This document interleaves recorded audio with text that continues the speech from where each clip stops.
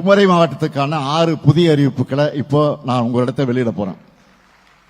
முதல் அறிவிப்பு, சுற்றுலா பயணிகள் அதிக அளவு வருகை தரக்கூடிய கன்னியாகுமரி நகராட்சியின் குடிநீர் தேவைகளை நிறைவு செய்ய பழையாற்றிலிருந்து கூடுதல் நீர் வழங்க 28 கோடியே 20 லட்சம் ரூபாய் மதிப்பீட்டுள்ள புதிய திட்டம் செயல்படுத்தப்படும்.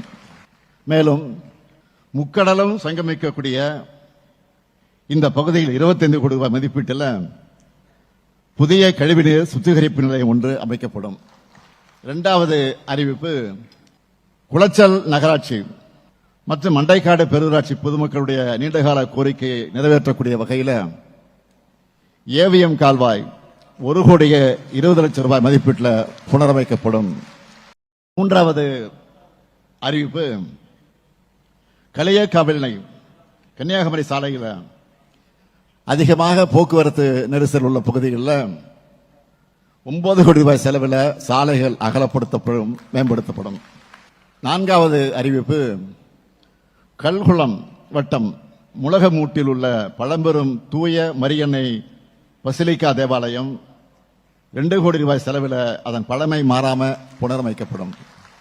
ஐந்தாவது அறிவிப்பு, தமிழ்நாடு மீனவர் நலவாரியம் மூலமா தற்போது மீனவர்கள் மற்றும் அவர்தம் குடும்பத்தினருக்கு வழங்கப்பட்டு வரக்கூடிய கல்வி உதவித்தொகை, திருமண உதவித்தொகை உள்ளிட்ட பல்வேறு நலத்திட்ட உதவிகள் போன்ற பல்வேறு நிதி உதவிகள் அனைத்தும் உயர்த்தி வழங்கப்படும்.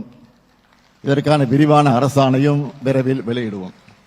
ஆறாவது அறிவிப்பு, கடல்ல மீன்பிடிக்க போகும்போது காணாமல் போகும் நேர்வுல காப்பீடு உள்ளிட்ட நிவாரணங்கள் கிடைக்கக்கூடிய நாள் வரைக்கும் அந்த மீனவ குடும்ப வாரிசுதாரருக்கு மாதம் 2000 ரூபாய் உதவித்தொகையா மீனவர் நல வாரியம் மூலம் வழங்கப்படும். இதுதான் திராவிட மாடல்.